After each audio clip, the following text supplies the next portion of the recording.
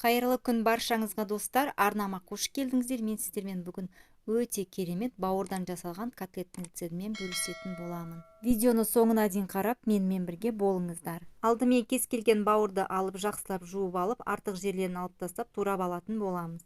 Менде жылқының бауыры, сіздер кез келген бауырды пайдалансаңыздар болады. Келесі кезекте көкөністерді де дәл солай турап алатын боламыз. Мен котлетімізге картоп, сәбіз, пияз, болгар бұрышын қостым. Және де қалауларыңыз бойынша сарымсақ қоссаңыздар да болады. Барлығын дәл видеода көріп тұрғандарыңыздай осылай турап алатын боламыз.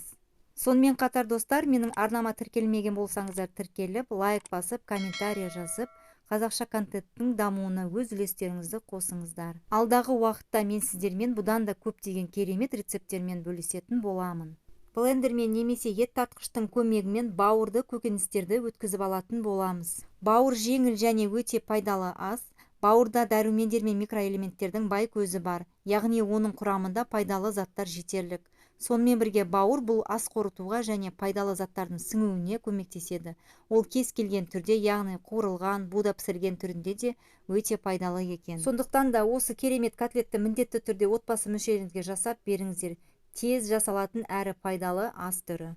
Бауырды, көкөністерді өткізіп алып, барлығын араластыратын боламыз. Барлық құрамын описание бөліміне жазатын боламыз, сол жерден қарасаңыздар болады. Бауырды, көкөністерді өткізіп алдық, енді оның үстіне сүт құямыз. Және де жұмыртқаларымызды қосамыз. Ендігі кезекте жұмыртқаларымызды жарып болғаннан кейін дәміне қарай тұз, бұрыш қосатын боламыз.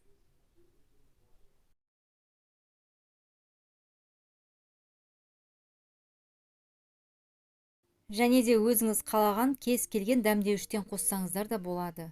Келесі кезекте еліктен өткізген ұнымызды қосып, жақсылап біркелкі масса болғанға дейін араластыратын боламыз. Осындай өте қою масса пайда болды.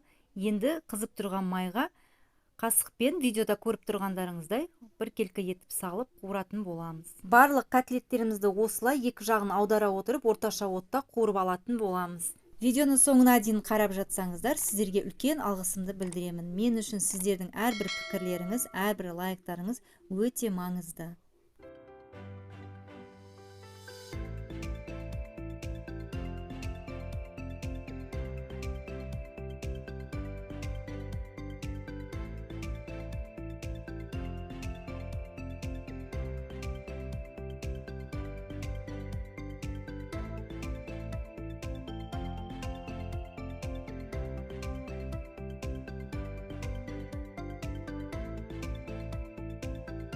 Мінекей осымен бауырдан жасалған өте пайдалы керемет котлеттеріміз дайын. Міндетті түрде үйде жасап көріңіздер. Сіздермен болған Айнұр. Келесі видеоға дейін аман болыңыздар.